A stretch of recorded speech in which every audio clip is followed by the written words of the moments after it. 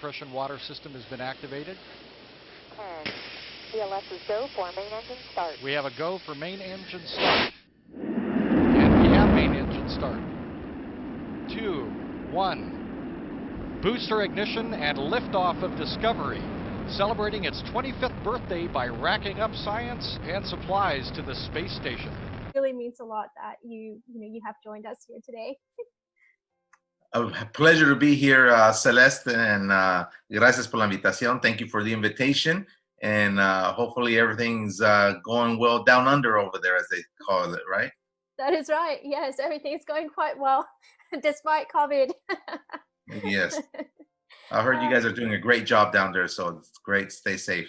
Oh, thank you. Yes, we're doing everything we can. And as well, hi everyone. Thank you for joining us on Space Talk.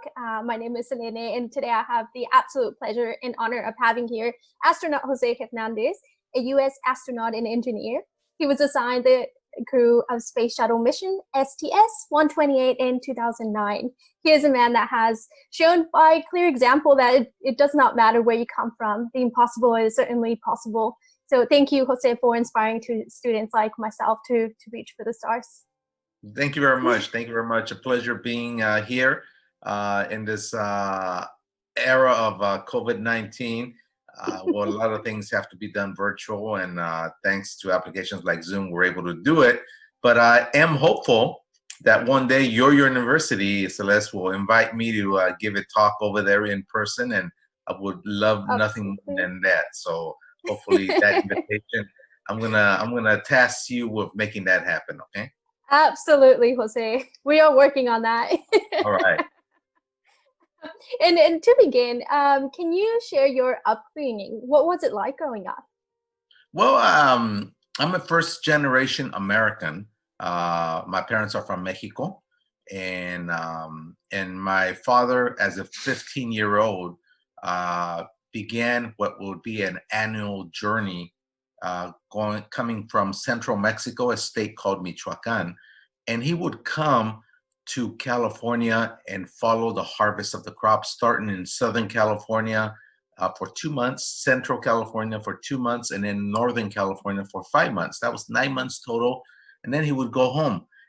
He started doing this when he was 15, originally undocumented. He didn't even have documentation to be in the country legally. When he turned 18, it was relatively easy to get documentation if he can demonstrate he was working, which he was, and so he did that. At 19, he marries my mom, also from Michoacan, and incorporates her into this corrida, this annual ritual of spending 9 months in California working in the harvest and going back home for 3 months. Well, like any marriage, kids come along, and there's 4 of us. I'm the youngest of 4. I guess I broke the mold. I don't know.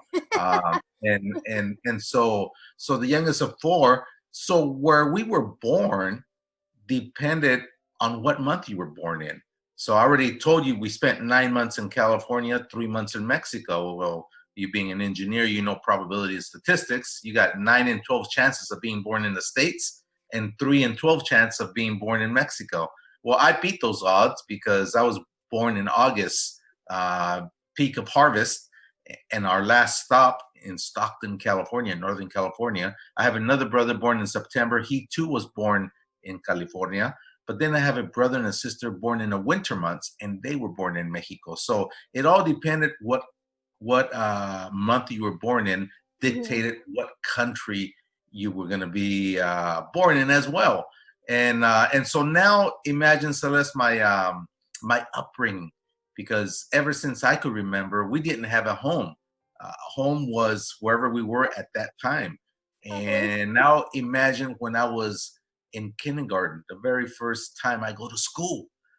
We arrived about February into Southern California for the beginning of what's called the strawberry harvest season.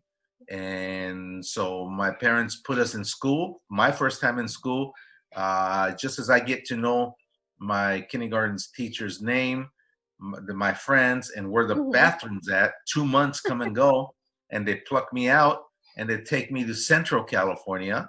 And now I got my second kindergarten teacher, my second set of friends. I learned where the bathroom's at. 2 months later, Most important thing. yeah, exactly. 2 months later, they pluck you out, and you go to your last stop in Northern California. Now I'm up to my third kindergarten teacher, my third set of friends, and just as you're getting used to that, you stay there a little longer, 5 months. It's time to go to Mexico.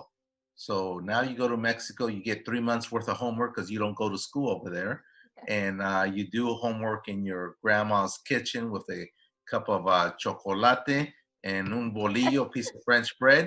And you know, the homework was stained with chocolate, but we had it done. And then this was about November when we would go back. And then February would roll around again, and that whole process repeated itself, except now I was in the first grade.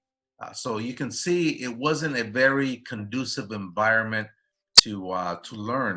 As a matter of fact, this is why I always tell folks that even though I was born in this country, the United States, I really didn't learn the English language in what I would consider a very proficient manner until I was about 12 years old, because there were so many interruptions during the education process in my early years. Perfect. Yeah, no, it sounds like it's something that does happen a lot, doesn't it, within Yeah, Mexican yeah. communities? So, Mhm. um, so that's amazing. And Jose, when did your pursuit of becoming an astronaut begin?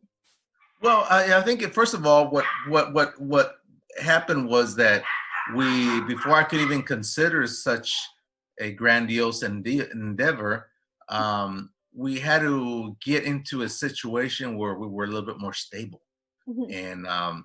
and that actually happened when I was in the second grade. When I was in the second grade, what happened was we were in the last stop in Northern California. Mhm. And my dad gets up like he gets up every year, 1 week before we go to Mexico. He makes the great announcement of saying, Mijos, we're going to Mexico next week. Get 3 months worth of homework so you can take it back to Mexico. Because the teachers can't give it to you from one day to the other. They need about a week to put everything together. And I knew the routine. This was the third time I was doing it, and even more so for my older siblings. And I said, sí, papá, claro. And so I get up to school and go to school that day, and get to my second grade teacher, Miss Young. I still remember her name. And I tell Miss Young that we were going to go to Mexico, and that I needed 3 months worth of homework. Well, she knew the routine because she had done this for my three older siblings. So this was the fourth time. And I think fourth time was the charm, because she looked at me with a very, I guess, a puzzled and disappointed look. And she said, tell your parents, you tell your parents that, I'm going to go visit them today. And man, I got scared. I got scared because, teacher never comes to our house. And I What's said, going on? this can't be good. This can't be good. And so I went ahead and when school was out, I didn't even wait for my siblings. Usually we walk home together, but I had Yep. such juicy gossip. I said, I gotta tell my parents. I voy corriendo, running. I felt like Paul Revere. Paul Revere in the Revolution. It was either two lanterns by day or one by sea. And so I felt like, the teachers instead of saying the British are coming, the British are coming, the teacher's coming, the teacher's coming. I went home running, saying the teacher's coming, right? And then I get home, and to my bad luck, the first person I run into is my father. And my father, you gotta understand, my father in esos tiempos, era bien especial. He was a special person who was very stern, Mhm. always in a bad mood, was very short on words, but quick on action, and what we call behavior modification process. Discipline. Is that discipline. And he's even worse in terms of being in a bad mood when he comes straight from work when he's tired. And of course, we're all tired, so we get in a bad mood. And so and my parents always arrived. They always made sure they arrived before school was out, so that way, we weren't latchkey kids, right? And so they, when they got home, they were already home. And then I opened the door to our little house, and it was la sala, the living room. And of course, the first person I run into is my dad. And he of course is in a bad mood. He's taking off his muddy boots, and they're kind of in a bad mood. And I said, ni modo, I have to tell him. And I said, hey, papi, soy mi hijo. He says, I started explaining. I said, my teacher, Miss Young, is coming over. She wants to talk to you and mom. And I think it has to do with, I didn't even finish to say it has to do with when he gets up and he starts taking off his belt. Because my dad has a different judicial process than what exists here in the U.S. You know, he believes in first doling out the punishment, and then he says, "¿Qué pasó? What happened?" El You know, cinturón. then you explain yourself after the whipping. And if he made a mistake, he just says, "Okay, I'm sorry." But he didn't get to whip me that day. He se quitó el cinto. He took off the belt. But I backed off, and I did some fast talking, convinced him it had to do with Miss Young wanting to talk about us going to Mexico. And so he didn't believe it too well, but he said, okay, te la paso, but just remember, if it's a complaint, you're going to get it worse. And so I said, man, I hope it's not a complaint, because then I'm in real trouble now. And so now I have to tell my mom. And where is every Mexican mom at, even after she works all day in the fields? In the kitchen, right? Yep. And there she is making, Always. there she is, yeah, no, there she is making tortillas and all that. And if you timed it right, when she's making tortillas, she'll make you what we call una ranita, which is a frog. In other words, she gets some of the masa for the tortilla, shapes it into a frog, puts it in the comal, the skillet, to heat it up, and then put some salt in it, and then she gives it to you, and you eat it, and it's very good, especially when you're hungry. And so my mom does that, and she feeds us. Her technique for us was to bait us with food. You know, when we came home, we were kind of hungry, so we sat down in a small little kitchen table. She would give us rice, beans, tortilla, salsa, and we would eat. But then, now that she had us all together, she says, you don't get up until you finish your homework. And so the food was the attraction, and then we had to stay and do our homework before we can go out and play. And she would make sure we did it, because she would check it and make sure she did it. You know, after the third grade, because my dad and mom only have a third grade education, they couldn't help us with the homework, but they were smart enough to know if we finished it or not. And so that's what we did. But so as I was getting there, eating my little frog, made of masa from the tortilla, I tell my mom she's preparing the food. By that time, my brothers roll in, and they're sitting down in the table because they're going to eat and do homework, as we do every day. I start telling my mom that Miss Young wanted to come over and talk about our trips to Mexico. And man, she put the face. You guys ever see that movie Home Alone with Macaulay Culkin? Yes. When he's left alone, she makes that face. Se va a venir la maestra, the teacher's coming, and like any good Latina woman, she says, we have to sweep, we have to mop, we have to cook a good dinner. And she forgets about our homework, and then she just starts barking out orders. She tells my sister, you clean the kitchen while I make something good to eat. And then she tells my older brother, you clean the living room. My other older brother, you clean the bathroom. And then she tells me, the small one, you clean the 2 bedrooms. Of course, I tell my mom, well, it's easy, Mom. I just have to close the doors, and it's done. She's not going to go in there. But moms are very smart. She didn't skip a beat and responded to me with something that made sense. She says, ay, no, mijo, ¿cómo crees? I said, no, son, mijo, because what happens if Miss Young falls ill and she needs to lie down? And she even does this. She needs to lie down. Qué vergüenza. How embarrassing if the bedrooms aren't made. And she says, no, you got to make them. And so there I go, having to do it, right? And I love when, in a Mexican family, cuando hay visita, when we have visitors, to me, the translation is, we're going to eat protein. There's going to be meat on the table. Oh, yes. Because typically, we come from a very humble family, And typically we ate rice, beans, tortillas, and salsa galore all the time, kind of thing. And then when something special happened, well, magically the protein appeared in the form of a small, skinny steaks or pork chops or chicken or anything of that type of a protein. So I was happy she was coming because I said, man, we're going to eat good today. And sure enough, we ate good. We ate very well. And after dinner, my dad invites Miss Young to the living room. My mom brings coffee. And they dragged me along because at that time, my parents did not speak English. They only spoke Spanish. So I was kind of like the official translator. And they picked me. They picked me because she was my teacher. So I remember the conversation quite vividly. And Miss Young sits down drinking her coffee, thanks my mom for a lovely dinner.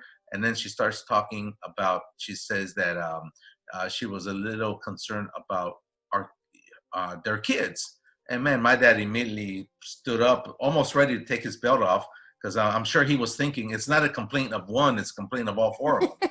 And Miss Young said, no, Senor, it's nothing bad. She said, on the contrary, it's very good. She says, I've had the pleasure of teaching your 4 kids in my class. Right now, I have your youngest one, Jose. Yeah. And let me tell you, they're all good kids. They have great aptitude. They show great promise. They love school, but you moving around does not help.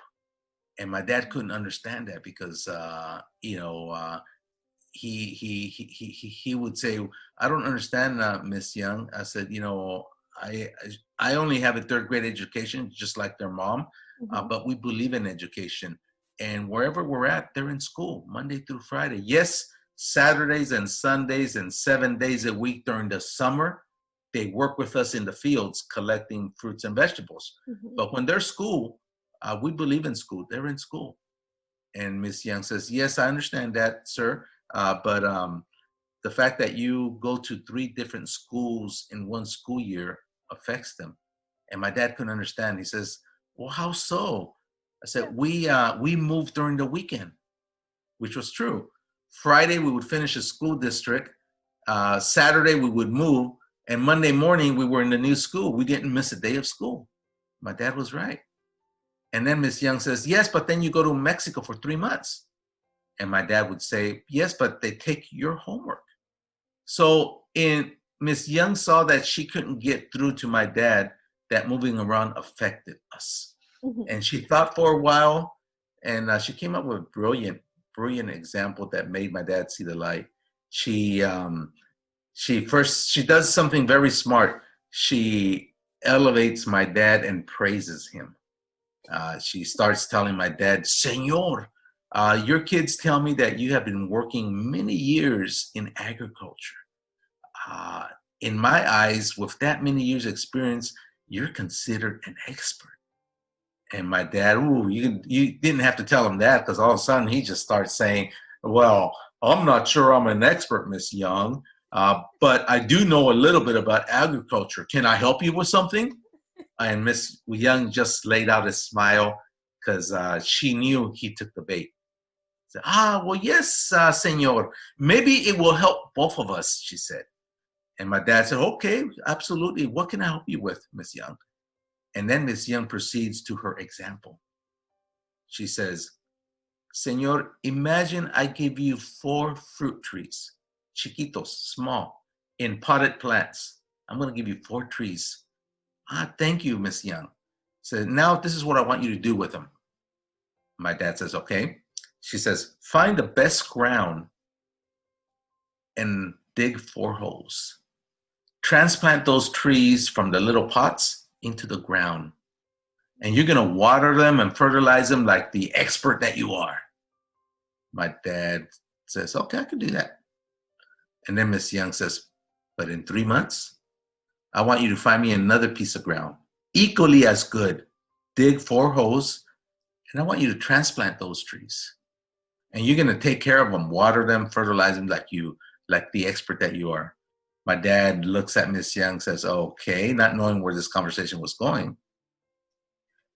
And then Miss Young says, and in another 3 months, what's more, every 3 months, you're going to dig 4 new holes and you're going to continuously transplant those trees and you're going to feed them, you're going to fertilize them, the best care they can ever get, but you're going to move in every 3 months. Then she looks straight in my dad's eyes and says, you who are an expert in agriculture, what happens to those trees in the long run? Mm-hmm. And my dad starts thinking and says, well, Miss Young, the trees aren't going to die. But I will tell you this. I said, because you're moving them around, you're not letting the roots grow deep. And so they're going to be small, dwarf. And if they're fruit trees, they probably won't even bear fruit because they're going to be weak. You're not letting the roots grow deep so the branches can grow big. He even raises his hands so they can grow big and strong. And he has his hands up like this, big and strong. And then you can count to about 3 seconds. 1, 2, 3. His facial expression changes. He slowly starts putting his hands down. He realized that those 4 trees represented his 4 kids. Mm-hmm. And I give credit to my dad because he looks at Miss Young, and my dad's very machista, but he looked at Miss Young and he said, is that what you mean? Miss Young says, yes, that's what I mean. I think my job is done here. Thank you very much. Thank you for dinner. And she left. That year, we still went to Michoacan, but a funny thing happened on the way back. That February, when we came back, we didn't stop in Southern California. We kept going in car. We traveled by car. It was about a 3-day car ride. We didn't stop in Central California. We kept going. We arrived in Northern California. From that year on, we made Northern California our home because we still went to Mexico, but our trips got reduced from 3 months to 3 weeks, centered around Christmas vacation. All of a sudden, our education started to get traction. We were just in one place. We started to learn the English language properly and started to learn our materials in school, and we started doing good. Now, a lot of people always say, okay, well, fine. Now you're more stable.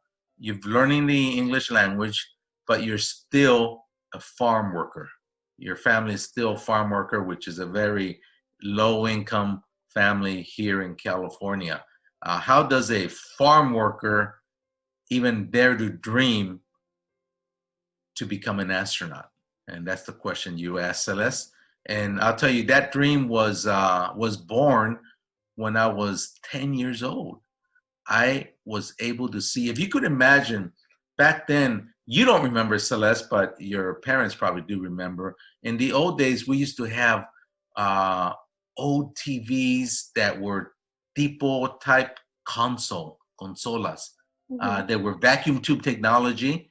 So they were very bulky, big. They had the screen, black and white screen in the middle, integrated speakers, a big box, and then 4 little round legs to prop it all up. And then you could imagine, and again, you probably don't know what these are, rabbit ear antennas on top of the TV. And every Mexican family had the rabbit ear antennas with the tejido, the knitting of your grandma on the bottom. You know, that was the decoration on the TV, the tejido de tu abuela. And then you had the rabbit ear antennas on top. And so our TV was like that, black and white. It takes about 5 minutes for the picture to show up because the vacuum tube technology has to warm up. And so when something important came on, my dad would always send me to adjust the antenna. I was the official antenna adjuster. And certainly when something came on that was important, that lasted quite a while, because when I adjusted the antenna, it would, you let go and it would get fuzzy again. And so when it was something very important, my dad would say, "Ahí quédate, stay right there." So, I'm kind of standing on the side, looking upside down at the picture while I'm holding the antenna to improve reception of the picture. This is why I always say, this is why I became an astronaut, because we were actually watching the very last mission of Apollo 17, 1972. I'm watching astronaut Gene Cernan walk on the moon. And this is why I think I became an astronaut, because I held on to that antenna so long, it was through osmosis, right? That's right. The signal passed through my body. and Exactly. and I just remember when they had their fill of watching Gene Cernan walk on the moon, Apollo 17, they would let me let go of the antenna. And so now imagine a 10-year-old boy kneeling in front of a black and white TV with a fuzzy picture, a snowy picture, but watching the astronaut, hearing the reporter. And then I would go outside and see the moon. It was about 10 o'clock at night. Oh. The moon was almost full. I would come back inside, hear and see Gene Cernan, astronaut Cernan. And man, that's when I learned, that's when that dream was conceived that says, de aquí soy yo, that's what I want to be. I want to be an astronaut. And the best thing I could have done is share that dream that same night with my dad. We were getting ready to go to bed. My dad was walking in front of me, and I told Dad, I know what I want to be when I grow up. He said, yeah, son, what's that? I said, I want to be an astronaut. Man, he stops dead on his tracks, almost trips, turns around and says, you want to be what? I said, I want to be an astronaut. And he says, points to the kitchen, says, let's go to the kitchen. Man, I got scared because only 3 things happened in the kitchen. And 2 already happened. The first one I already told you about. My mom sits us down, feeds us, and we do our homework. The second thing, which was done, the second thing is we eat dinner as a family at my mom's insistence, which was done. The third thing, that's the tool shed. That's where they apply punishment. So now you can understand my concern. I said, man, I must have said something real bad for my dad to me taking me to the woodshed, to the kitchen, because I guess I'm going to get in trouble. So I go in there and I'm scared. And my dad sits me down where I do my homework in the kitchen table there. And he sits right next to me and he wasn't mad. He says, what's this? You want to be an astronaut? He was more curious than anything. And so I basically just regurgitated everything the reporter said during the moonwalk. I still remember his name, Walter Cronkite, the reporter who was covering the moonwalk on TV. I reported everything. The moon was 250,000 miles away, that this was the last mission for the Apollo era, but they were going to build another spaceship and that we will eventually come back to the moon, blah, blah, blah. I repeated everything. And my dad was so impressed. He must have been so impressed that because he saw the determination of a 10-year-old kid. He did 2 important things. First thing he did is he empowered me into believing I could do it, because that's what he said. He says, I think you can do it. Man, my eyes lit up. He said, what? He says, not only that, son, and remember, this is a man with only a 3rd grade education, but he had the wisdom to say all this. He says, I think you can do it, but you've got to follow these 5 simple steps, son. He says, I'm going to give you a recipe, una receta. If you follow it to the T, your father, will make you a promise that you'll reach it. And I immediately became a sponge, ready to absorb everything he was going to say. I said, a ver, dígame, tell me. He said, very easy, son. He said, first, he says, define your goal. What do you want to be in life? Well, I blurted it out, right? An astronaut. Figure I got 1 out of 5 done. I'm almost there. Second, he says, recognize how far you are from your goal. And I looked at our old linoleum floor. We lived in a dilapidated 2-bedroom rental in the worst part of Stockton. And I told my dad, I said, don't get offended, Dad, but we can't be any further than this. He says, good. I'm glad you recognize that, son. Because the third thing you got to do is you got to draw yourself a roadmap from where you know where you're at, and given by your smart remarks you do, to where you want to go. Draw yourself a roadmap so you know how to get there, son. So what's the 4th thing, Dad? Education. You got to go to college, son. You got to finish college. And then he says, 5th and final, he points out the window. He says, you know that effort you put out every weekend, 7 days a week during the summer, working alongside your mother and I in the fields, picking fruits and vegetables? I said, see, of course, yes. He said, well, that effort, he points to my books on the kitchen table. He says, you put that effort here. And when you get your job, you put it in your job. Last thing he said is, always, always give more than what people expect out of you. He says, you mix that up, mijo, that's the recipe to succeed. And man, I went to bed so happy because I thought my parents think I could be an astronaut, ergo I'm going to be an astronaut.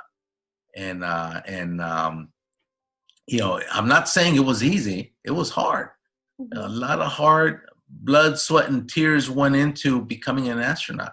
You got to go to school. You got to go to graduate school. You got to learn how to fly airplanes. You got to scuba dive. You got to learn a third language. You know, I did a bunch of things that I thought needed to be done to finally get selected. And so the sixth ingredient I add to my dad's recipe is perseverance, because NASA rejected me not once, not twice, or 3 or 4 times, but it was 11 rejections. So you have to have perseverance. You can't give up on yourself. Human tendency is that we give up after the first, second, or third failure, because no one likes failure. No one likes being rejected. I didn't like it. But if you want it bad enough and you really want to do it, you know, don't take no for an answer. Don't take rejections for an answer. Don't take failure for an answer. Learn from it and prepare yourself, regroup yourself, and prepare yourself more before you attempt it again, and then try it. Always improving yourself before you attempt again. And that's what I did. And that's how I finally got selected in 2004 to be part of the 19th class of U.S. NASA astronauts. And so that's how I finally got selected. Wow, Jose, that's so inspiring. It's really inspiring hearing your story, and you know how you just continue and never give up, you know, throughout it. Because that is the hardest part, isn't it? Getting up again and pushing forward despite being told no. So I find that very inspiring. Thank you for sharing that. Now, can you tell us about your educational and work experience? So after you graduated high school, what was that like? Yeah, you know, I went to a small private university here in my hometown of Stockton, California, University of Pacific. Yep. And the only reason why I went there was because I didn't have to pay room and board. Even though it was slightly more expensive than other universities, any other university, I had to go out of town, pay room and board, and then it would be more expensive. So I went to Pacific and got my undergraduate in engineering. And it was hard at first. I remember my freshman year, even though I was a good student in high school, I found out that that there's a difference between public school system and the private education system. Because you know, I was a good student in the public school education, but that did not translate well into being a good student in a private university. And so the first semester was a rude awakening. I seriously thought I was going to fail my classes. It was so tough. It was hard. And I wasn't used to that because I was used to A and B's. And high school. And all of a sudden here I am getting C's and D's. And I said, what's going on here? And it wasn't until I decided, I said, look, I'm going to take matters in my own hands. I went to student support services program. I got a tutor.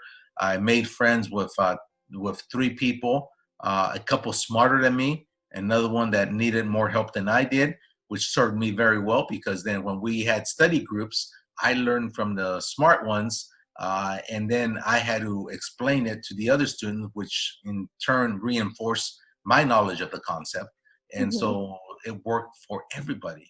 And then slowly but surely, I started getting B's and C's, and then A's and B's, and then A's by the time I graduated.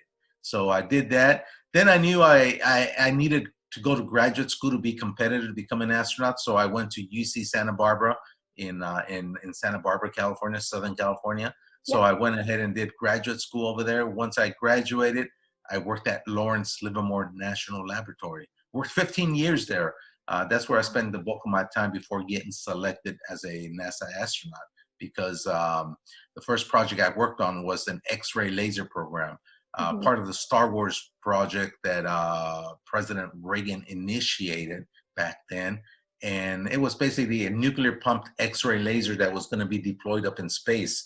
I wasn't crazy about the nuclear pumped X-ray laser per se, but what really interests me was the fact that we had to position all this hardware up in space. So I figured this is a great project because I'm going to have experience in positioning hardware up in space, and that has to look good in my NASA application. So every job I took, I always said, would this look good in my NASA application? And if the answer was yes, I would take the job. So I did that. Well, shortly thereafter, about 5 years after that, the Soviet Union ceased to exist. If you remember, it broke apart, and now you had countries being formed like Belarus, like Russian Federation. And fortunately, the Russian Federation was the only one that ended up taking possession of nuclear weapons. And so what happened after that was then we were invited by the Russian government to help the Russians take control of the nuclear material and institute what we call an MPCNA program, Materials Protection, Control, and Accountability of their materials. So they needed people, and this was another 5-year project, to go to Russia and help the Russians do vulnerability assessments of their facilities and then beef up their physical security and their accountability systems of the material, so that none of that material would be stolen and ended up in Libya, Iran, and Iraq or somewhere. And so that was our biggest concern. So I traveled a lot to Russia, and I accepted that job. No one wanted that job because it was a 5-year commitment, and you had to travel to Russia, Siberia of all places, not Moscow, Siberia. And you had to travel to Siberia 6-7 times a year, 3 to 4 weeks at a time. And that's a lot of travel. No one wanted it. But man, I put my hand up. I said, put me in, coach. And why? Because I had read in a newspaper that the new Russian Federation and the U.S. had signed an agreement to build what was going to be the International Space Station.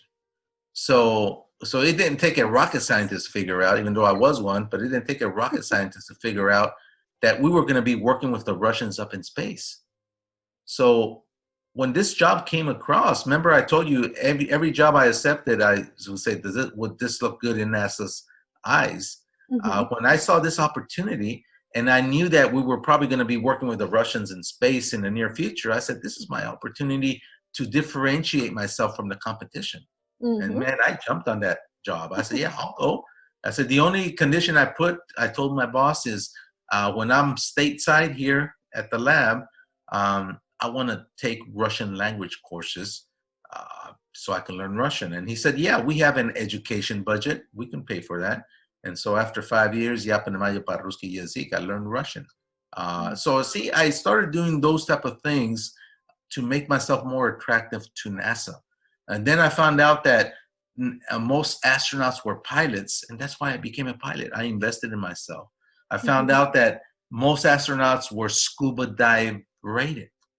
And so I got basic certification, advanced certifications, master scuba rated, scuba rescue. I wanted to make sure NASA knew I knew how to scuba dive. So I did all those things, learned that third language, and started positioning myself with experience that I would think NASA would be interested in. And after doing that's how I finally got selected. So you've got to really be proactive, not only in your education preparation, but how you position your career and maneuver your career towards your final goal. That's very important. Wow, no, that's incredible advice there. Like you said, it's always about, making sure that what you accept and what you do is always going to get you closer. You never want to deviate from that. So I think that's quite important. So thank you for that. Can you take us through your journey from when you were on the launching pad to when you arrived to the International Space Station? So what was that like? Oh, it was a great experience. It only takes 8.5 minutes to get up into space. You go from 0 to 17,500 miles an hour in 8.5 minutes. I mean, That's incredible. It's the best ride Disneyland could ever hope for. You go, from 0 to 17,500 miles an hour in 8.5 minutes. Is the G forces your body feels are tremendous. It feels like 3 people are standing on your chest because you can't even breathe. It's hard to breathe because you're going through that acceleration, those G forces. But once you get up there, now you're up about 300 miles above the Earth. And now you're rotating around the planet at that same speed, which means you go around the world once every 90 minutes. So, which is pretty wild. And now you're floating. So now you're floating there. And so you look out the window, you see North America, you go off and do something for 30, 40 minutes, and all of a sudden you're flying above Australia or above China or Europe, which is pretty crazy because every 90 minutes you go around the world. So in 14 days, if you do the math, it was about 217 revolutions around the world, 5.7 million miles. Wish we had a frequent flyer program, but we don't. Because and so it was very interesting. And then of course you're up there for 14 days. You then dock to the International Space Station. There's 7 of us in the space shuttle crew. I was the flight engineer, best seat in the house because I'm sitting and right behind the 2 pilots in the flight deck, so I get the panoramic view. Wow. And so there's 7 of us, and then 6 astronauts waiting for us on the International Space Station. So that makes a total of 13, representing officially, I say officially, 5 countries. I say officially because obviously Mexico is also represented there with That's my right. heritage. So it's really 6. So it's really 6 countries. But it was just amazing. You do 14 days of hard work. You script it because you've trained 18 months for those 14 days. So you know exactly what you need to do, and you do it. The problem is they schedule so much work. You're always in a hurry, and so you really don't have, I wish I can go back a second time because you really don't have the time to, as the old saying goes, stop and smell the roses because you're so busy wanting to meet your timeline and get your tasks done. And so that's how it was. Wow, that I can't imagine, the whole feeling. So it's incredible sort of hearing it from your perspective and what you went through. Thank you for that. Now, I guess to finish off, what is your advice to students who, like myself, who want to become an astronaut? What would you sort of add to that? I would say keep at it. Keep working hard at it.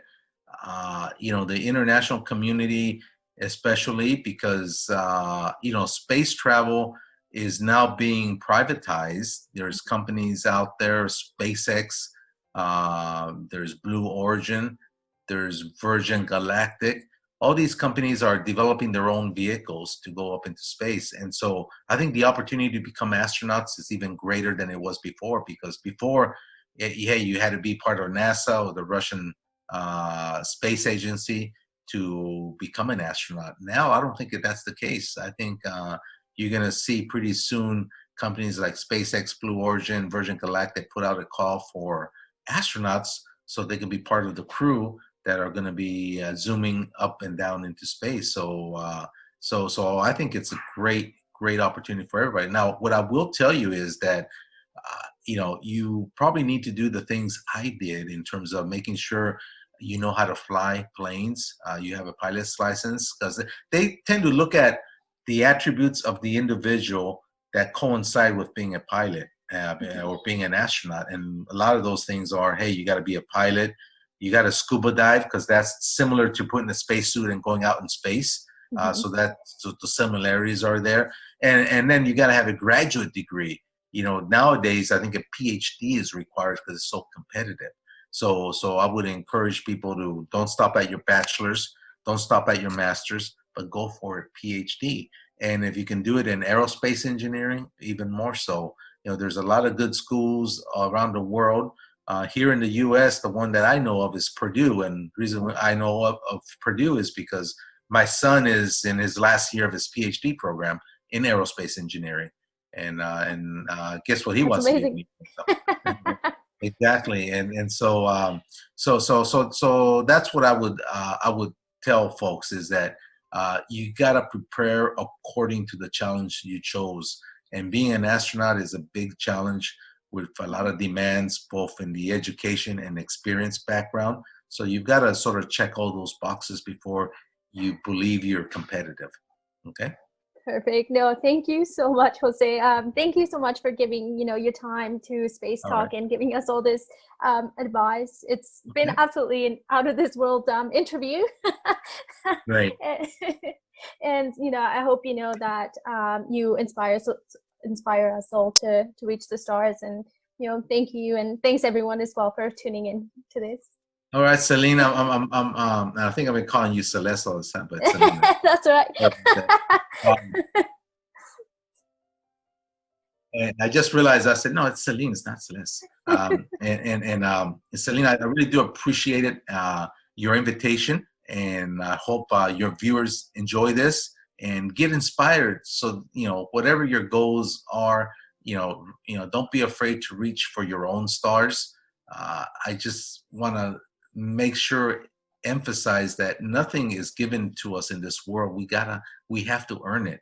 And so according to the challenge that you selected, be prepared to do the work to be able to rise up to the challenge that of the goal that you selected. So you got to put in the work. That's the only thing. Nothing's a given here. You got to put in the work.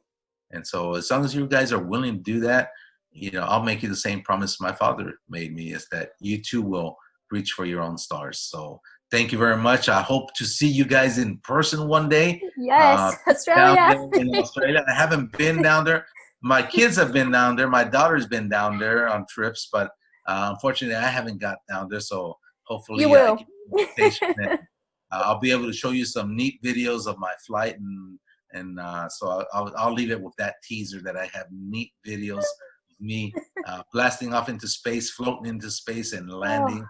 So I think you would enjoy that. Okay. Oh, I would love that. and also, feel free to follow me on Twitter. I'm at Astro_Jose in Twitter, and I also have several books out. Reaching for the Stars is one, which is my self-penned autobiography. From Farm Worker to Astronaut, it's a middle reader book. And then The Boy Who Touched the Stars is a children's illustrated book. So they're all available on Amazon or whatever. My website, TierraLunaEngineering.com. If you buy through the website, I actually autograph the books before I send them out. So there's that benefit. Okay. So thank you very much. I look forward to visiting you guys one day. Oh, absolutely, Jose. Thank you so much.